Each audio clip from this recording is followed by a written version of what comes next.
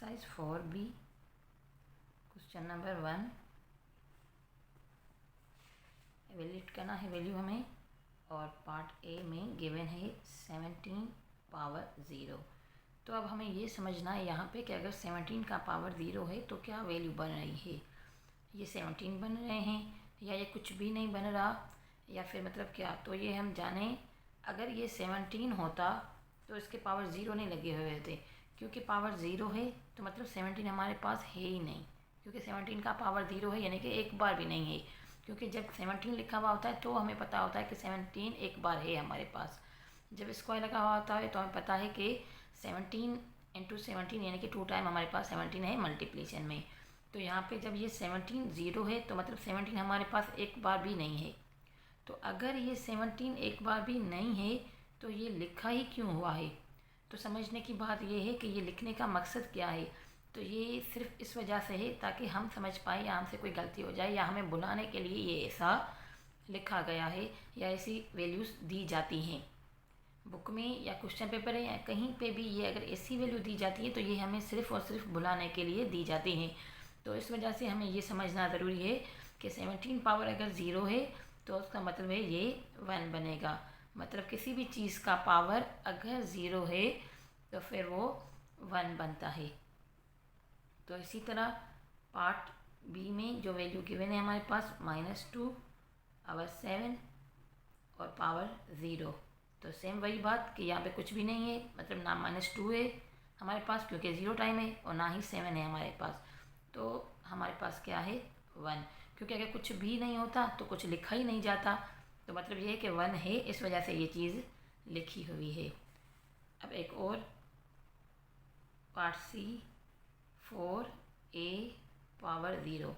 अब इसका मतलब ये है कि 4 है हमारे पास, लेकिन ए का क्योंकि पावर 0 है, वो हम जानते हैं जिसका पावर 0 हो तो वो वहाँ पे 1 होता है। अगर हम इसको 0 मान लें तो 0 को 4 से मल्टीप्लाई करें तो हमारा आंसर 0 आएगा, लेकिन ये गलत होगा। आंसर में भी ये गलत होगा, सॉल्यूशन में भी इसको हम गलत कहते हैं। तो अगर ये 4 है और ए का पावर 0 है तो मतलब ए हमारे पास नहीं है, लेकिन 1 है। 1 है हमारे पास, जिस भी चीज़ का पावर 0 होता है तो वहाँ पे हमारे पास 1 होता है। तो इसी वजह से 4 1 दा 4। बहुत सारे स्टूडेंट्स जो हैं वो ये गलती कर देते हैं कि एक ही जगह पे जो इसका पावर 0 है तो यहाँ पे 0 लगा देते हैं और फिर 4 को 0 से मल्टीप्लाई करते हैं, तो फिर ये आंसर 0 आ जाता है, जो कि गलत होता है। इसको रॉन्ग आंसर माना जाता है। अब इसी तरह एक और क्वेश्चन है हमारे पास पार्ट डी में -8 एंड b पावर 0। तो सेम ये -8 multiply by 1 is equal to, क्योंकि b का पावर 0 है तो 1 हो गया, तो ये -8 आ जाएंगे। पार्ट ई 72 सी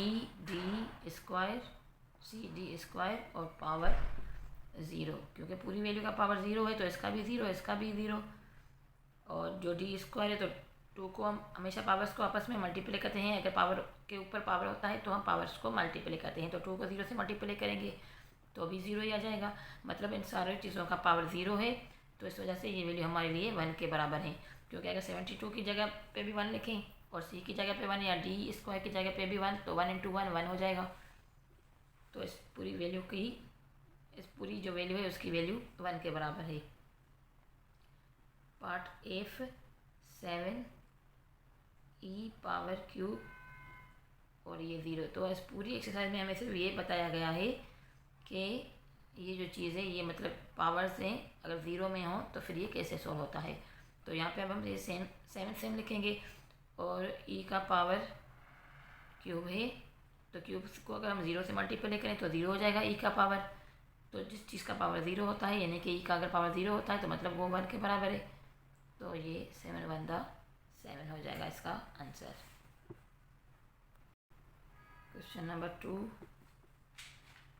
अब यहाँ पे हमारे पास एक वैल्यू गिवन है 2 पावर 0 मल्टीप्लाई बाय 2 पावर 4। तो हम जानते हैं 2 का अगर पावर 0 है तो ये तो 1 हो जाएगा। मल्टीप्लाई बाय 2 पावर 4 है, 2 को पावर 4 करें यानी कि 2 को 4 टाइम लिख के मल्टीप्लाई करें तो ये आ जाएगा 16। तो इसका आंसर होगा 16 और सेम 2 पावर 4। पार्ट बी में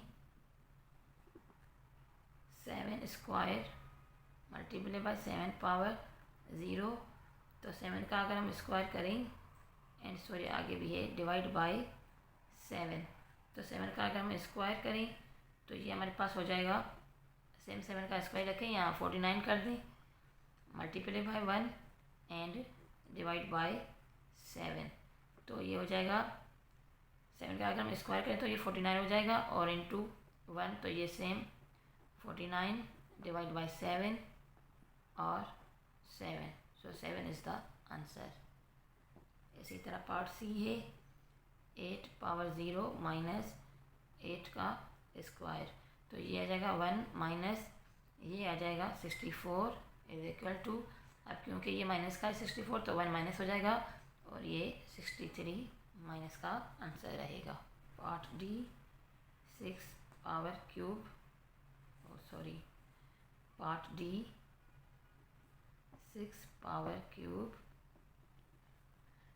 प्लस 6 पावर 0 एंड माइनस 6। तो ये 6 का हम क्यूब करें तो ये आ जाएगा 6 इंटू 6 36, और 36 को 6 से मल्टीप्लाई करें तो ये हम जानते हैं 6 का आता है क्यूब 216। 216 प्लस 6 का पावर 0 मीन्स 1 एंड माइनस 6। तो ये आ जाएगा 217 माइनस 6, तो ये हो जाएगा 211 is the answer. Number 3 7 power minus 3, 7 power minus 3 है। अब जहाँ पे भी ये पावर्स माइनस में हो जाएंगे, अगर ये पावर्स माइनस में हैं तो मतलब ये हमारे पास डिवीज़न में आ जाते हैं, क्योंकि हम जानते हैं माइनस के पावर ऑलवेज डिवीज़न में होते हैं। तो ये आ जाएगा 1, अब किस चीज़ को डिवाइड करें तो 1 से ही करेंगे, तो 1 7 पावर 3 हो जाएगा, या फिर 1 अवर 7 को 3 टाइम करें तो 3 7 का क्यूब होता है 343। तो इसी तरह एक और क्वेश्चन है, बी वैल्यू है -5 का पावर -1। तो हम जानते हैं माइनस का 1 जैसे पावर होता है, कोई भी पावर जब माइनस में होता है तो वो रकम हमारी वैल्यू हमारी डिवीजन में चली जाती है। तो ये हो जाएगा 1 अवर -5। तो ये 1 over -5 is equal to same 1 over -5 ही रहेगा, कोई चीज़ नहीं इसमें सोल्व करने की। Part C 3 over 4 and power -2।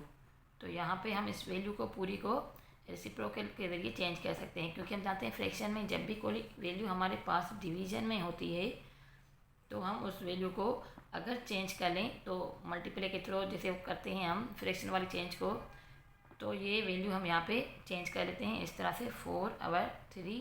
तो अब ये वैल्यू हमारी पॉजिटिव हो गई, यानी कि जिसको जो इसके पावर्स हैं वो पॉजिटिव हो जाते हैं।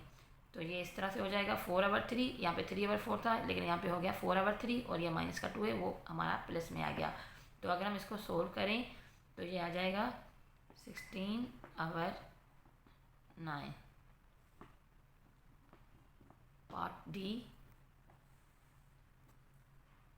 सेम एक और क्वेश्चन है 5 अवर 3, और दोनों ही का पावर है -1।